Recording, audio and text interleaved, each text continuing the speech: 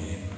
Tuhan beserta kita sekarang dan selama-lamanya. Saudara sekalian, pagi hari ini kita akan mendengarkan sabda Tuhan melalui Injil Yohanes.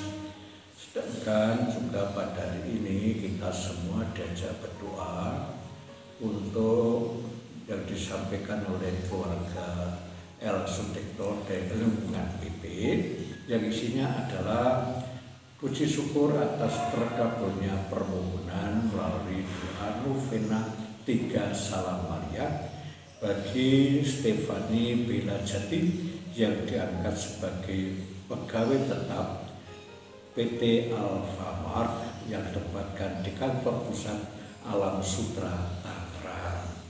Saudara-saudara, akan saya bacakan dari Injil Yohanes bab 6 ayat 60 sampai 69.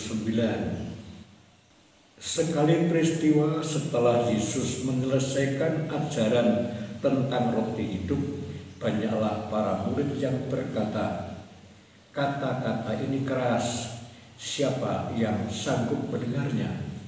Yesus dalam hati tahu bahwa para murid bersungut-sungut tentang hal itu. Maka berkatalah dia kepada mereka, "Adakah kata-kata yang menguncangkan imanmu? Lalu bagaimana jika melihat Putra Manusia naik ke tempat di mana ia sebelumnya berada? Rohlah yang berhidup, daging sama sekali tidak berguna. Kata-kata yang kuucapkan kepadamu adalah roti dan hidup. Tetapi ada di antara kamu yang tidak percaya." Sebab dari semua Yesus tahu bahwa ada yang tidak percaya dan siapa yang akan menyerahkan dia. Dan lalu ia berkata, "Sebab itu telah kukatakan kepadamu, tiada seorang pun dapat datang kepadaku kalau tidak dikaruniakan Bapa kepadanya." Sejak saat itu banyak murid yang mengundurkan diri dan tidak lagi mengikuti dia. Maka kata Yesus kepada ke-12 muridnya, "Apakah kalian tidak mau pergi juga?" Jawab Simon Petrus kepadanya, "Tuhan, kepada siapa kami akan pergi? Sabdamu adalah sabda yang hidup yang kekal. Kami telah percaya dan tahu bahwa Engkaulah yang kudus dari Allah." Saudara sekalian, teks ini yang ada erat hubungannya dengan teks-teks sebelumnya, lebih-lebih ketika Yesus menerangkan mengenai keberadaan dirinya. Dia adalah roti hidup yang turun dari surga, dan siapapun yang memakan tubuhnya dan juga meminum darahnya akan memiliki hidup yang kekal. Dan hal itulah yang mengguncangkan iman para murid, sehingga banyak yang kemudian meninggalkan dia. Kalau dalam teks hari ini dikatakan, Yesus mengatakan bahwa bagaimana kalau nanti saya harus kembali ke tempat, atau dalam teks disebut, bagaimana kalau melihat Putra Manusia naik ke tempat di mana ia sebelumnya berada. Ini menunjukkan kepada apa? Menunjukkan kepada ketika Yesus nanti naik ke surga, disalib dan kemudian wafat dan kemudian bangkit lalu naik ke surga, lalu dia berada di kanan Allah Bapa. Maka Yesus mengatakan roh akan memberi hidup, daging sama sekali tidak berguna. Nah, ketika naik ke surga itu, maka Yesus kemudian mengirimkan rohnya. Roh Yesus, roh Kristus adalah juga roh Allah, roh dirinya sendiri, yang kemudian hidup di antara mereka yang mengimaninya. Maka Yesus mengatakan rohlah yang memberi hidup, dan daging sama sekali tidak ada gunanya. Lalu hal ini juga yang kemudian dinyatakan kepada para murid, lebih-lebih pada ke-12 murid, "Apakah kalian tidak mau pergi juga kepada seperti yang lain-lain?" Diwakili oleh Petrus yang kemudian mengatakan, Tuhan, kemana kami harus pergi? Sabdamu adalah sabda hidup yang kekal, dan kami telah percaya dan tahu bahwa Engkaulah yang kudus dari Allah. Ini kata-kata yang diucapkan oleh Petrus sebagai wakil dari murid-murid yang lain. Dia tidak meninggalkan, hanya 12 murid itu yang tidak meninggalkan, jangan lain meninggalkan. Dan mereka juga yang nantinya akan juga menjadi saksi kehadiran dari hadirnya Roh Kudus pada saat Pentakosta.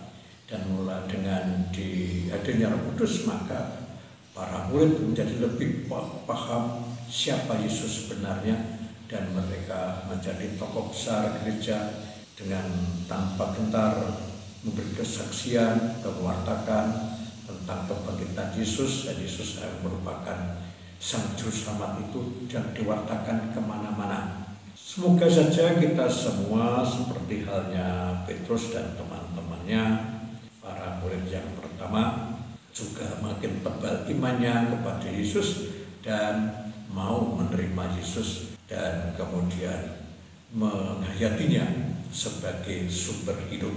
Sebab makan dan minum di sana, makan tubuhnya, minum darahnya, bukan berarti kita kanibal, tetapi lebih berarti makan minum itu lebih berarti menerima, mengimani, menghayati ajaran-ajaran Yesus. Karena Yesus dalam pernyataan yang lain menyatakan, sebagaimana aku menghayati perintah Bapakku, maka Bapa ada dalam aku.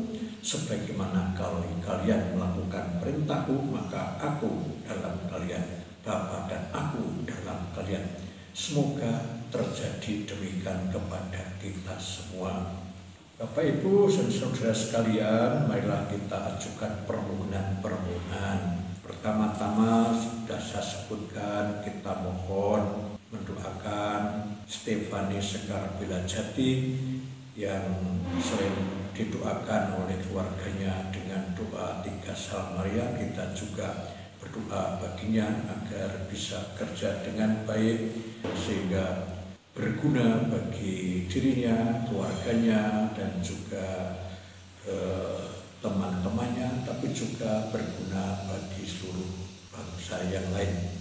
Juga kita berdoa untuk kita semua, lebih-lebih saudara-saudara kita yang tertimpa dampak penyakit corona dengan kesulitan untuk mencari kebutuhan sehari-hari.